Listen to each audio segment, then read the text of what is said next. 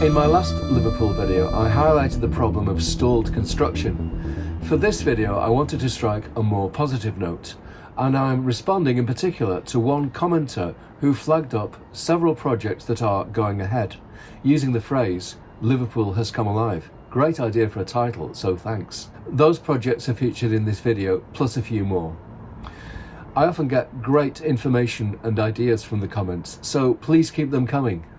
We are on the northern fringe of Liverpool city centre, near the Kingsway Tunnel, which was opened on Thursday the 24th of June 1971 by Her Majesty the Queen. This is Vauxhall, bounded on the east by Scotland Road. Legendary as the name of the fondly remembered working class district, home to Cilla Black and Holly Johnson. It was a densely populated city quarter, dominated by residents from Ireland, almost a city in its own right. It was swept away as part of the slum clearances. The Kingsway Tunnel entrance cut a deep trench through the Scotland Road district. If you could bring back the old streets and houses, they would be hanging in mid-air today. That's Scotland Road on the bridge straight ahead. Today, around the tunnel approach, there are run-down industrial units and small housing estates from the 1970s. Facing onto Scotland Road, opposite the new Merseyside Police Headquarters, a new prestige apartment development is set to appear. It's called Westminster Park. Actually, one part of it has already been completed. On the display boards, it says, "Minutes from Liverpool City Centre, Liverpool's new gateway development. Contemporary living with superb finishes, consisting of 3 stunning blocks."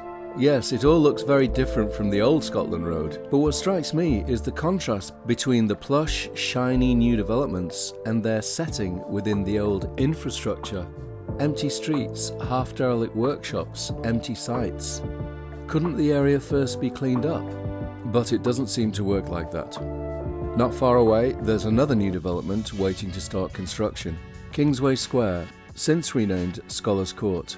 Is it justified to call a medium-height block of flats a new landmark for Liverpool? The contrast with the old industrial buildings across the street is noticeable. Hopefully they'll be renovated at some point in the future. Can you visualise this area in a few years' time? Like the Baltic Triangle, buzzing with people, bars, cafes, culture in renovated warehouses. It seems a long way off, but the Baltic Triangle looked like this not so long ago. Close by is a true Liverpool landmark, the gigantic tobacco warehouse and neighbouring warehouses.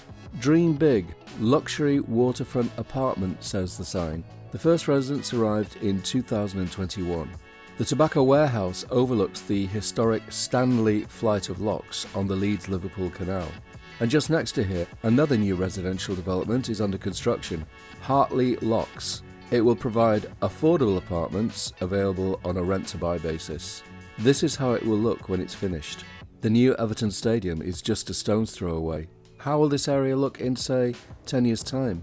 Keep watching Aiden Eyewitness. Another new development in its early stages is Bastion Point, located 3 blocks south of Scholars Court on Naylor Street, next to the busy Leeds Street. It's just a short walk or cycle ride into the city centre. Now let's go over to London Road, an important but neglected area close to St George's Hall and Lime Street Station. A big new apartment building is under construction next to the TJ Hughes store. There will be 258 apartments and a roof terrace. Again, we can see how a new structure is taking shape in the midst of rundown streets. We'll see how things change. Just nearby is St Andrew's Gardens, opened in 1935. The view along Moore Place looks nostalgic, with the setts or cobblestones. St Andrew's Gardens was a groundbreaking development in its time. Liverpool was a leader in creating new housing to replace the slums. Today, it's a student residence.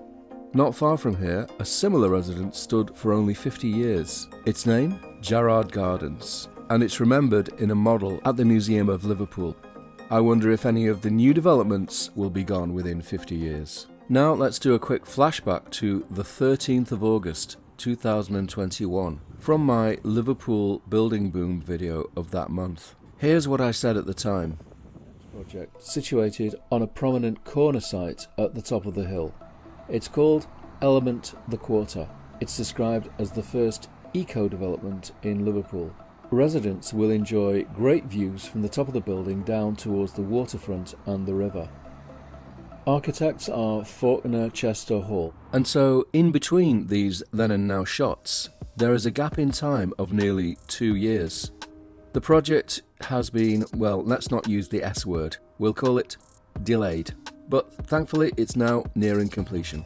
Another delayed project I featured in my previous video is now heading towards completion. Originally called Natex, renamed Limelight, it stands on the former Norton Street bus station where I arrived and departed many times. The sign says Luxury Student Living, a self-contradiction in my student days. The design is impressive, architects Faulkner Chester Hall. Now we are in Prince's Dock, near the pierhead. There's an empty site here between apartment buildings and it's about to be filled by this new structure named Patagonia Place. 31 stories, 278 apartments. Like its neighbours, it will afford great views across the Mersey. I'd love to see the view from the top when it's finished. In the follow-up video to this one, we'll cross over the Mersey and see what's happening in the Docklands area over there. So I hope you're finding these videos of interest. Please like the video, post a comment and subscribe to receive all notifications, as I don't have a fixed upload schedule. Unfortunately, I'm not able to post as often as I would like at the moment. I hope to increase the frequency. Vielen Dank fürs Zuschauen und auf Wiedersehen in Liverpool.